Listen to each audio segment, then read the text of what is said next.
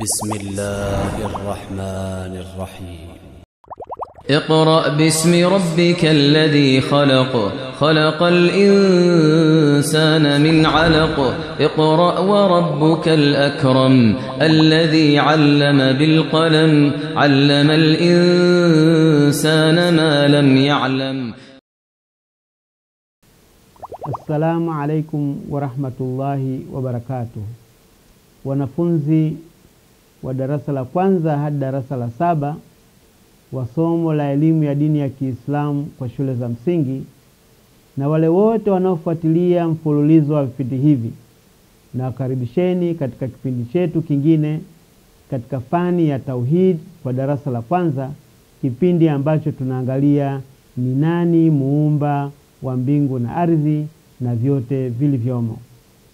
Katika kipindi chetu kilichopita tuliona kwamba Allah ndiye aliyeumba mbingu, yeye Allah ndiye aliyeumba jua, yeye Allah ndiye aliyeumba mwezi, na yeye Allah ndiye aliyeumba nyota.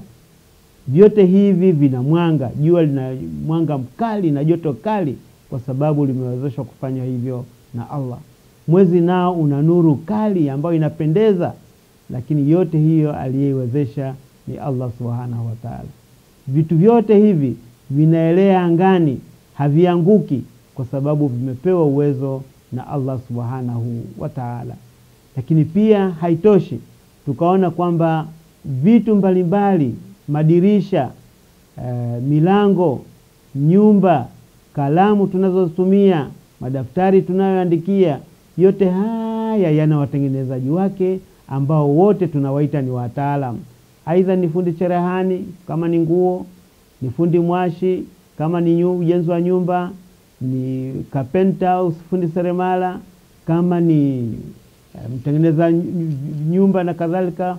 Wote hawa wataalamu wana mtaalamu wao aliyewaumba ambao tutakuja kumuona baadaye. Sasa hebu tutazame upande wa ardhi.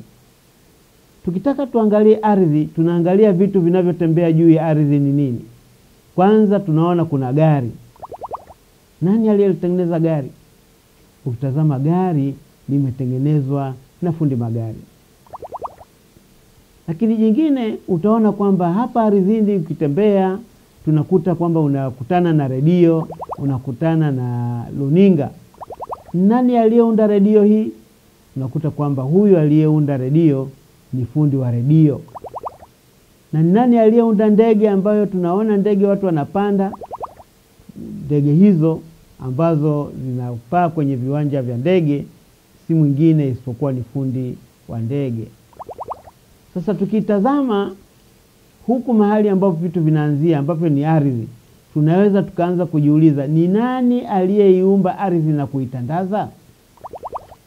Swali hili tutalijiuliza tena na tena. Je, kuna mtu anayeweza kuiumba ardhi na kuitandaza? Jibu ni kwamba haiwezekani. Ardhi ukiitazama kuna milima mikubwa na midogo.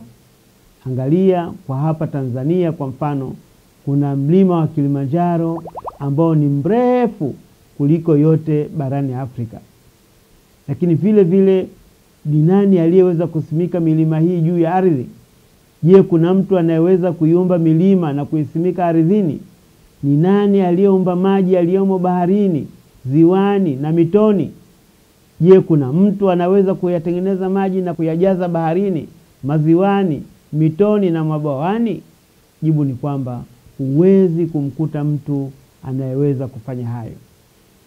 Pia ukitazama katika ardhi kuna mimea ambayo inaota mikubwa na midogo. Je, kuna mtu aliyeotesha miti yote na majani yote yaliyoko porini? Majibu sahihi ya maswali haya ni kuwa hakuna mtu anayeweza kuitengeneza na kuitandaza ardhi. Hakuna mtu aliyetengeneza mlima wa Kilimanjaro. Hakuna mtu aliyetengeneza maji na kuyajaza baharini, mitoni wala maziwani. Hakuna mtu aliyeotesha miti na majani huko porini. Sasa ni nani basi aliyeumba ardhi, milima, maji na mimea? Hili ndio swali ambalo wote tunatakiwa tulijadili. Hebu muulize jirani yako ambaye mnaye hapo kwamba je, vitu hivi ni nani aliyevitandaza? Tukitazama Qur'ani inatufahamisha, inatupa majibu sahihi juu ya aliyeumba ardhi na kuitandaza. Qur'ani inatufahamisha aliyeumba ardhi na kuitandaza si mwingine bali ni Allah. Allah subhanahu wa ta'ala ndiye aliyeumba ardhi pamoja na kuitandaza. Allah subhanahu wa ta'ala ndiye aliyeumba milima na kuikalisha juu ya ardhi. Ndiye Allah aliyetengeneza maji na kuyajaza katika mito, maziwa na bahari. Ni Allah aliyeotesha majani na miti ya aina mbalimbali. Yeye Allah ametukuka kweli kweli. Yeye Allah ni muweza kweli kweli. Yeye Allah ni mjuzi kweli kweli. Yeye Allah ni mwenye nguvu kuliko wenye nguvu wote. Hakuna ambaye ana nguvu kama Allah subhanahu wa ta'ala.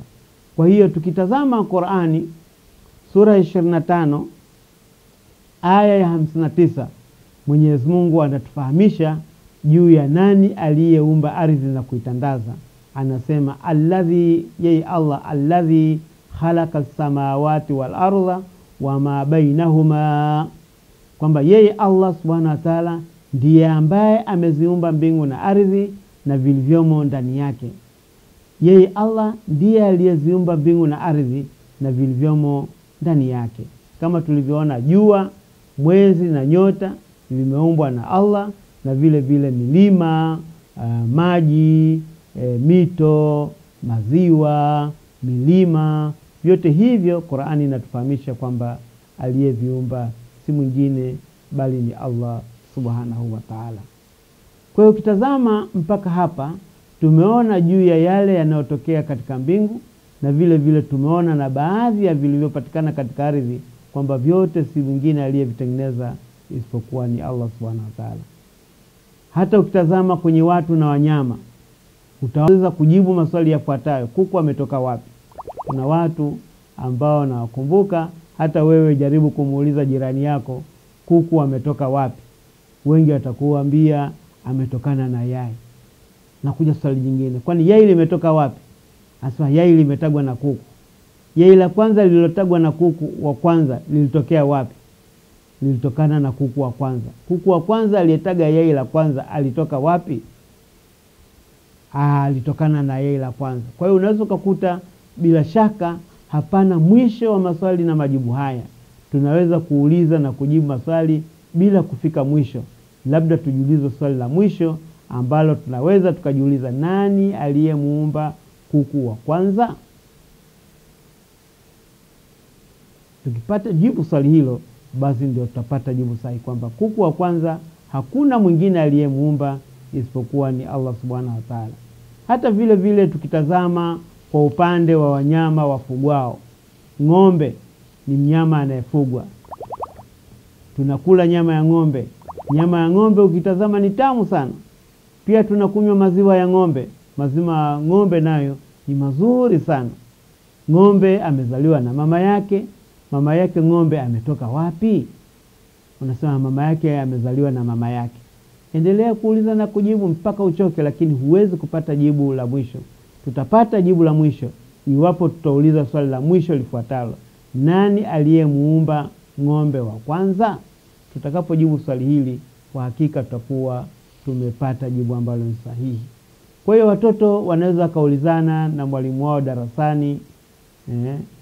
Mwalimu wao akamuuliza, wewe umezaliwa na nani mwanafunzi wangu mzuri? Mwanafunzi atasema, nimezaliwa na mama. Mama yako amezaliwa na nani? Mama amezaliwa na bibi yangu. Bibi yako naye amezaliwa na nani? Bibi yangu amezaliwa na mama yake. Mama yake bibi yako amezaliwa na nani?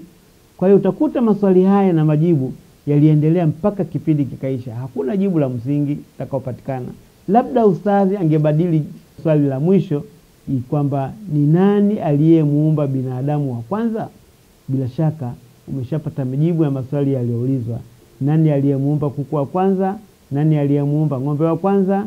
Nani aliyemuumba mtu wa kwanza? Kwa vyovyote si mwingine ila huyo ni mwanzilishi wa uhai. Aliyemuumba kuku wa kwanza ni Allah. Aliyemuumba ng'ombe wa kwanza ni Allah. Aliyemuumba mtu wa kwanza ni Allah. Allah subhanahu wa ta'ala ni muumbaji mwenye uwezo kweli kweli.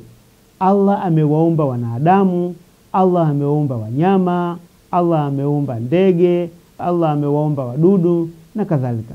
Kweli Allah ni mwenye kutukuka kweli kweli. Allah ameumba mbingu na ardhi, Allah ameumba watu na wanyama, Allah ameumba kila kitu tunachokiona. Allah ni mjuzi kweli kweli, kama ambavyo Qur'ani inatufahamisha juu ya maswali hayo. Kwenye sura ya 2 aya 29 Mwenyezi Mungu anasema, huwa alladhi khalaqa lakum ma fil ardi jami'an thumma stawa ila as-samai fasawwahunna sab'a samawati wa huwa bikulli shay'in alim, kwamba yeye Allah ndiye aliyekuumbieni vyote vilivyomo katika ardhi, tena akakusudia kuumba mbingu na akazifanya mbingu 7, naye ndiye ajuaye kila kitu. Hiyo ni sura ya 2 aya ya 29. Hadi hapo tutakuwa tumefikia mwisho wa fani ya tauhid kwa darasa la kwanza, lakini maswali ya kujiuliza ambayo kila mmoja ayatafutie majibu yake. Swali la kwanza linasema, aliyetengeneza milango na madirisha ya nyumba yenu ni, mtaje pale ni nani. La pili linasema, aliyeshona nguo yako ni, mtaje aliyeshona nguo yako ni nani. Alafu jingine swali la 3 linasema, viatu vimetengenezwa na fundi viatu, lakini jua limefanyaje na Allah. Utaweka hapo kwamba limefanywaje, jua limefanywaje na Allah subhanahu wa ta'ala. Muumba wa miti na wanyama ni nani, mtaje hapa muumba wa miti na wanyama ni. Jingine ni fundi gani aliyetengeneza nyota zilizopo angani, jibu fundi aliyetengeneza nyota zilizopo angani ni, unamtaja. 6 nasema, tunakula nyama na tunakunywa maziwa ya ng'ombe, ni nani aliyemuumba ng'ombe? Aliyemuumba ng'ombe ni, mtaje pale. Binadamu wa kwanza ameumbwa na, swali la 7 hilo. Swali la 8, aliyeumba watoto wa darasa la kwanza ni, wataje aliyeumba watoto wa darasa la kwanza. Lakini la swali la 9 linasema, fulani dash dash dash ni muumba mwenye uwezo kweli kweli. Halafu swali la 10 linasema, tunafahamishwa katika Qur'ani kuwa aliyeumba ardhi na kutandaza ni, mtaji hapo aliyeumba ardhi na kuitandaza. Hadi kipindi kijacho tutakapoangalia tauhid kwa darasa la 2, ni waageni. Assalamu alaikum wa rahmatullahi wa barakatuh.